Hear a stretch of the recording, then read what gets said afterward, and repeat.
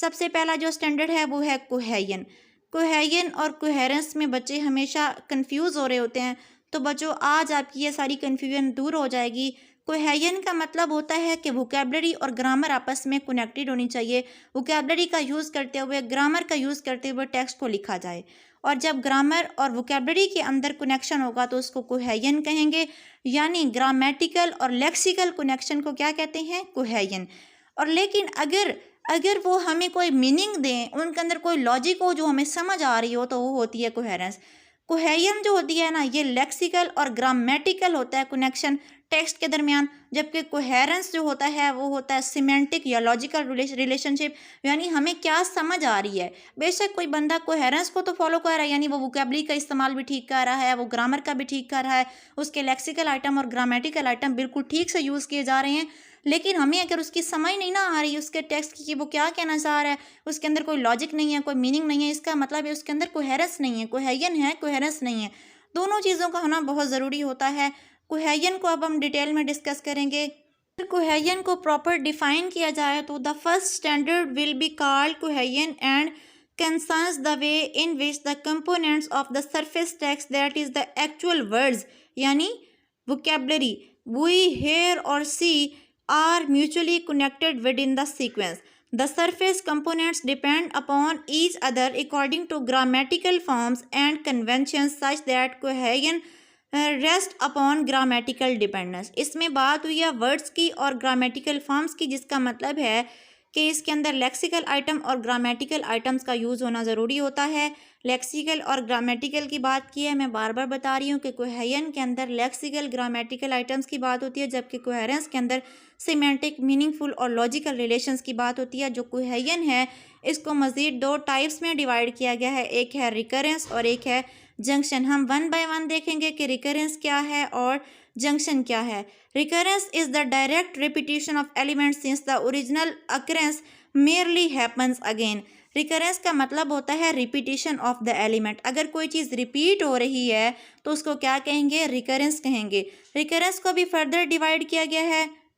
Recurrence की जो आगे फर्दर टाइप्स हैं वो है partial recurrence, parallelism, paraphrase, proform and ellipsis. Cohesion जो है वो दो फॉर्म्स में ही एग्जिस्ट करती है, मैंने आपको पहले भी बताया है। एक रिकरेंस है और एक जंक्शन है। रिकरेंस का मतलब होता है रिपीटिशन और जंक्शन का मतलब होता है आपस में कनेक्शन करना, वर्ड्स का आपस में कनेक्शन। जंक्शन को हम बाद में डिस्कस करते हैं डिटेल में, उसकी टाइप्स को भी। पहले हम रिकरेंस को और रिकरेंस की टाइप्स को देख लेते हैं। सबसे पहली टाइप है पार्शियल रिकरेंस। इसके नाम के अंदर इसकी डेफिनेशन हिडन है। Partial mean half and recurrence mean repetition, यानी half repetition. Partial recurrence is the use of some basic words but changing it to a different words, यानी वर्ड्स को चेंज कर दिया जाता है, बेसिक वही रखे जाते हैं। Such as to shift the word from adjective to adverb by adding ly। जो वर्ड की फॉर्म होती है उसको शिफ्ट कर दिया जाता है, वर्ड को चेंज कर दिया जाता है। सिंपल जो बेसिक चीज़ होती है ना, बेसिक वर्ड वही रहता है, उसकी फॉर्म को चेंज कर दिया जाता है। यानी पहले अगर एडजेक्टिव हमने ली थी तो अब वो क्या बन जाएगा? एडवर्ब बन जाएगा। ब्यूटीफुल अगर एडजेक्टिव है तो ब्यूटीफुली एडवर्ब है। हम सिंपल बेसिक वर्ड को वही रखेंगे। ब्यूटीफुल है, ब्यूटीफुली में पहले वाला जो ब्यूटीफुल वाला वर्ड है, बेसिक वर्ड वही रखा गया, उसके अंदर सिर्फ ly का एडिशन करके उसकी फॉर्म को चेंज कर दिया गया। अगर हम इस तरह की रिपीटिशन करते हैं कि बेसिक वर्ड वही रहे लेकिन हम फॉर्म को चेंज कर दें, एडजेक्टिव से एडवर्ब बना दें, तो इसको कहते हैं पार्शियल रिकरेंस। नेक्स्ट टाइप है parallelism. Parallelism is the revising of surface format to present new components. Parallelism में क्या किया जाता है? वर्ड्स को साइड बाय साइड रखा जाता है, सेम वर्ड होता है, सेम वर्ड रिपीट हो रहा होता है। पहले पार्शियल रिकरेंस के अंदर हाफ रिपीटिशन हो रही थी। Partial mean half, recurrence mean repetition, यानी हाफ रिपीटिशन। बेसिक वर्ड वही होगा, न्यू वर्ड जो बनाया जाएगा उसके अंदर कुछ एडिशन कर दी जाएगी।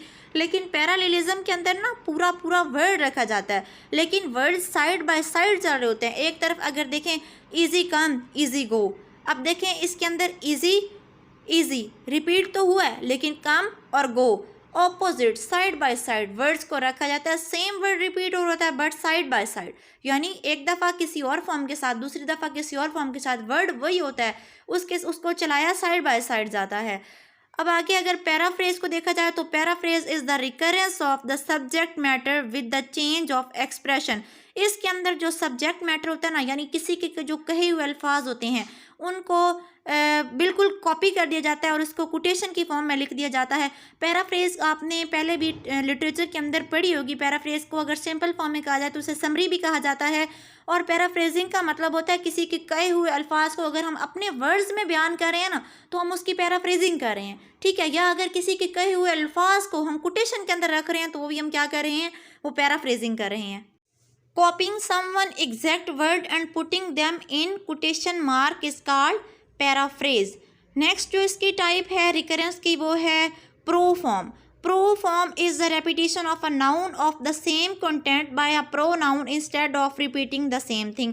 प्रो का मतलब प्रोनाउन है। प्रो फॉर्म को अपने प्रोनाउन से याद रखना है। प्रो फॉर्म के अंदर क्या होता है, नाउन को रिप्लेस कर दिया जाता है प्रोनाउन के साथ। यानी अगर आप किसी का नाम लेके पहले पुकार रहे हो, नाम जो है वो नाउन है ना, अगर आप किसी का नाम लेके पुकार रहे हो और अगर आप उसको प्रोनाउन अब उसमें यूज़ करने लग जाते हो तो वो है उसकी प्रो फॉर्म। जैसे Jack is here, he is here, अगर हम जैक की जगह ही लगा देंगे, नाउन की जगह प्रोनाउन लगा देंगे तो उसको रिकरेंस की प्रो फॉर्म कहेंगे।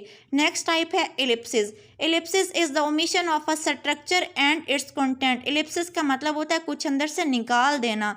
एलिप्सिस का क्या मतलब होता है, निकालना। जैसे the milk could not be used, milk का इस्तेमाल नहीं किया जा सकता। आल वाज सोर, क्योंकि वो खट्टा था। अब देखिए हमने ये कहना था ना the milk could not be used, all milk was सोर, हमने मिल्क अंदर से निकाल दिया सेकंड स्टेटमेंट में, तो इसका मतलब है हमने यहाँ पे क्या यूज़ किया, एलिप्सिस का यूज़ किया।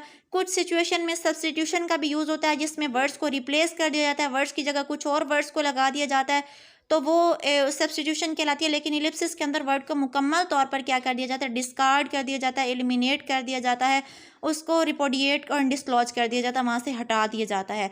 जो जंक्शन है, आगे हमने रिकरेंस की सारी टाइप्स हमने कर ली हैं। अब हम जो कोहेजन की सेकंड टाइप है ना, दो फॉर्म्स थी ना उसकी, या तो रिकरेंस या जंक्शन। अब हमने रिकरेंस कर लिया जिसका मतलब रिपीटिशन था। अब हम करेंगे कि जंक्शन क्या है। Junction is another cohesive device that shows the relationship of components in sentence. This cohesive device is categorized into 4 as follows. Junction का मतलब मैं पहले जैसा कि बता चुकी हूँ कि कनेक्शन है, ये जोड़ता है आपस में, रिलेशनशिप को बिल्ड करता है।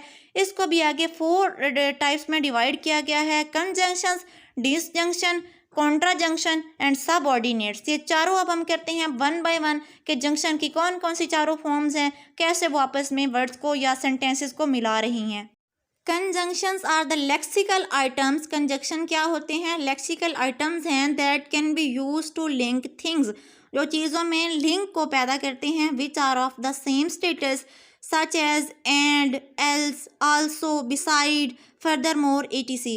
जो अगर ये कोई भी लेक्सिकल आइटम्स जो कनेक्शन ला रहे हों वर्ड्स में, सेंटेंसेस में, तो उनको क्या कहते हैं, कंजंक्शंस कहते हैं। कंजंक्शंस की मैंने आपको बताया 4 टाइप्स हैं, कंजंक्शन, डिसजंक्शन, कॉन्ट्राजंक्शन एंड सबऑर्डिनेट।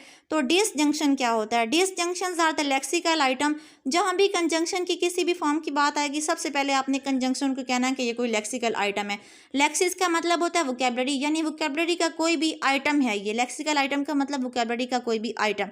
जहाँ भी कंजंक्शन की फॉर्म की बात आएगी सबके साथ लेक्सिकल आइटम का ही आपने यूज़ करना है। Disjunction are the lexical items that are used to link things which are of alternative status such as or, either, for, etc।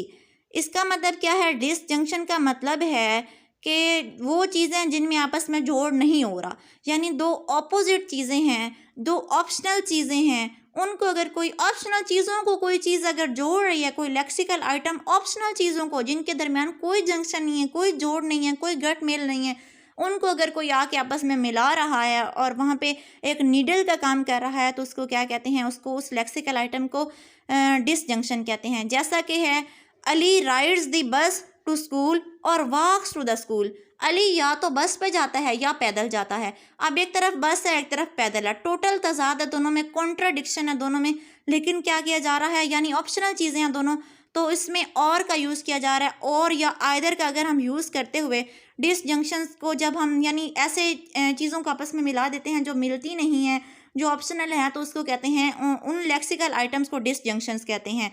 Next type है कॉन्ट्राजंक्शन।